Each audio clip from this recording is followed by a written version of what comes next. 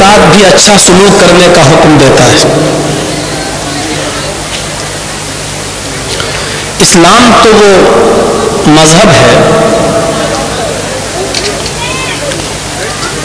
جو ایک کتے پر رحم کرنے والی عورت کو، جو بد کردار تھی، بد چلن تھی، کریکٹر لوز تھی،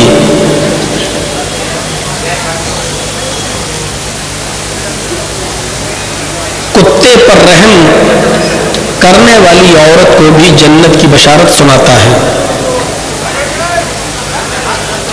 ایک عورت بڑی نمازی تھی، روزدار تھی، عبادت گزار تھی، لیکن ایک بلی پر ظلم کرنے کی وجہ سے جہنم کی حقدار ہو گئی۔ تو خود جو اسلام جانوروں کے ساتھ رحم کا برتاؤ کرنے پر جنت کی خوشخبری دیتا ہو، گڈ نیوز دیتا ہو، وہ آپس میں ایک دوسرے کے معاملات اور لین دین کے اوپر کتنا زور دیتا ہوگا، آپس میں ایک دوسرے کی مدد کرنے پر کتنا زور دیتا ہوگا، یہ ہمیں اور آپ کو سب کو سوچنا چاہیے۔ قرآن کریم کی آیت ہے، اس کو سنیے۔ انما المؤمنون اخوہ فاصلحوا بین اخویکم۔ بہت چھوٹی سی آیت کا ایک ٹکڑا ہے، پوری آیت بھی ابھی نہیں ہوئی ہے، صرف ایک ٹکڑا ہے جو میں نے ابھی آپ کے سامنے پڑھا۔ بہت بڑی بات کہہ دی گئی ہے۔ آج کی میری تقریر، آج کا میرا بھاشن صرف اسی ٹکڑے پر چلے گا۔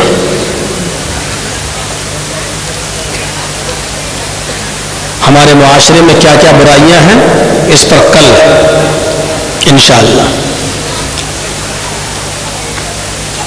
ہماری ذمہ داریاں کیا ہیں، اس پر آج۔ انما المؤمنون اخوہ، دنیا کے سارے مسلمان، المؤمن، انما المؤمن، ال جو لگا ہوا ہے وہی جنسیت کا، سارے مومن، چاہے وہ یہاں کے ہوں یا سعودی کے ہوں، افریقہ کے ہوں، انڈونیشیا کے ہوں، دنیا کے کسی بھی خطے کے ہوں، سب کو کیا کہا؟ انما المؤمنون اخوہ، سب بھائی ہیں۔ اس کا یہ مطلب نہیں کہ غیر مسلموں کو اللہ تعالیٰ نے الگ کر دیا، نہیں، ان کو بھی بھائی کہا ہے۔ ایک باپ اور ایک ماں کا بیٹا ہونے کی حیثیت سے، ایمانی رشتے سے ہمارے بھائی نہیں ہیں۔ کیا یار، کل سے ہی عورتوں کا انتظام یہاں نہیں ہونا چاہیے، بہت دور کریے گا ہی نہیں، اپنے گھروں سے سنیں گے، یہ نہیں رہ پائیں گے، آج خاموش بیٹھ ہی نہیں سکتی، اتنا نزدیک کر دیا آپ لوگوں نے۔ وہاں آدمی مرد لوگ کیا کر رہے ہیں، وہاں جائیے تھوڑا سا دیکھیے، کچھ ذمہ دار جو والنٹیئر لوگ ہیں۔ غیر مسلموں کو بھی بھائی کہا ہے، لیکن ایک باپ اور ایک ماں کا بیٹا ہونے کی حیثیت سے۔ یا ایھا الناس انا خلقناکم من ذکر و انثی، اے لوگو تم سب ایک باپ کی اور ایک ماں کی سنتان ہو، تمہارا باپ ایک ہے، تمہاری ماں ایک ہے، یعنی تم آدم کے بیٹے اور حوا کے بیٹے ہو۔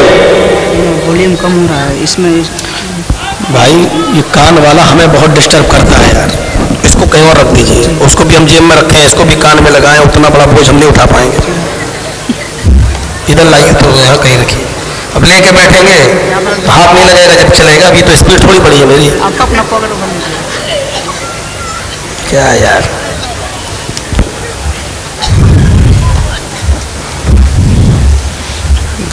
انہی چیزوں میں تو بم ہوتے ہیں، ٹائم بم، اس کو سب کب پڑ جاتا ہے۔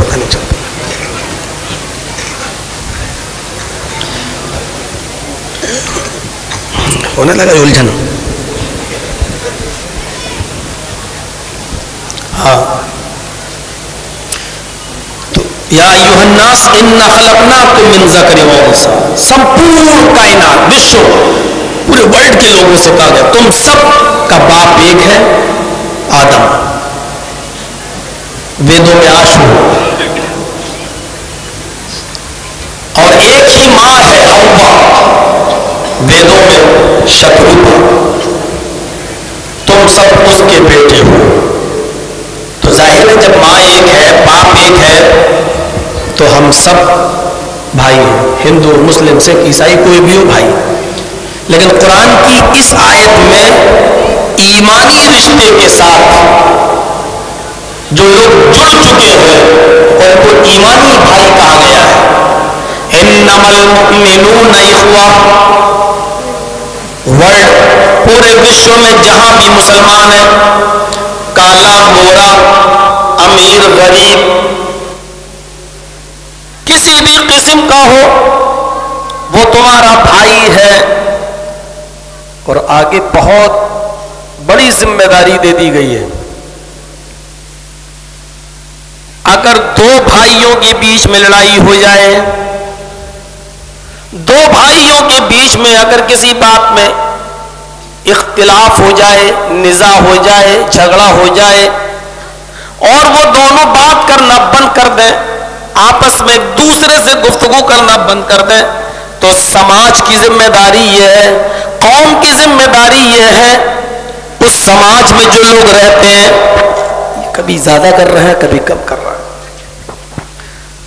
اس سماج کی ذمہ داری یہ ہے, اس قوم کی ذمہ داری یہ ہے, اس معاشرے کی ذمہ داری یہ ہے کہ فَأَصْلِحُوا بَيْنَ أَخْوَيْكُمْ, ان دو مسلمان بھائیوں کو کبھی جدا جدا نہ رہنے دیں, الگ الگ نہ رہنے دیں.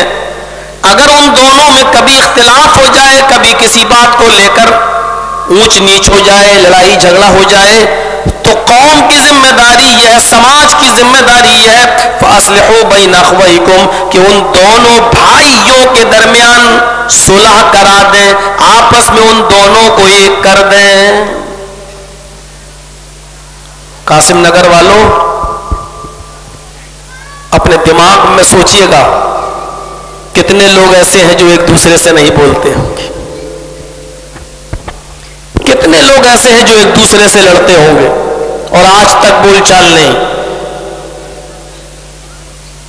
آپس میں تو چھوڑیے, رشتہ داروں میں نہیں ہوگی. بہت سے تو ایسے ہوں گے کہ باپ بیٹے سے نہیں بول رہا ہوگا, بیٹا باپ سے نہیں بول رہا ہوگا.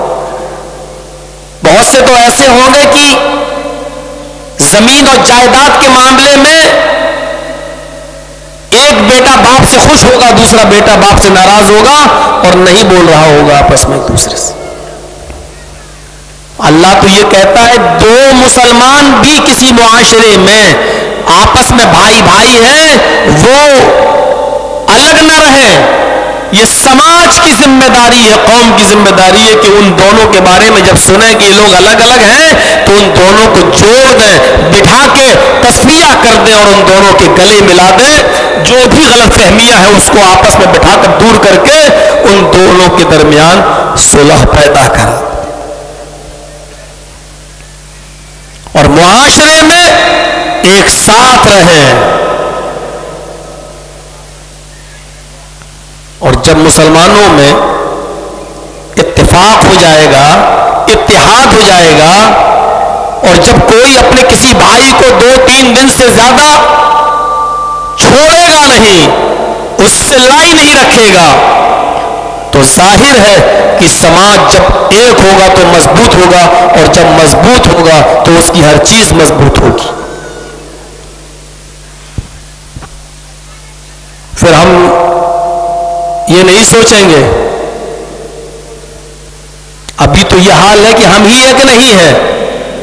ابھی آنے والے الیکشن میں دیکھیے گا کوئی کانگریس کی طرف بھاگے گا, کوئی ٹی ایم سی کی طرف بھاگے گا, کوئی کسی اور کی طرف بھاگے گا, کوئی کہے گا کہ ہماری اپنی پارٹی آ رہی ہے ہم اس کی طرف جائیں گے, ہمارے اپنے ہیں ان کو بھی موقع ملنا چاہیے.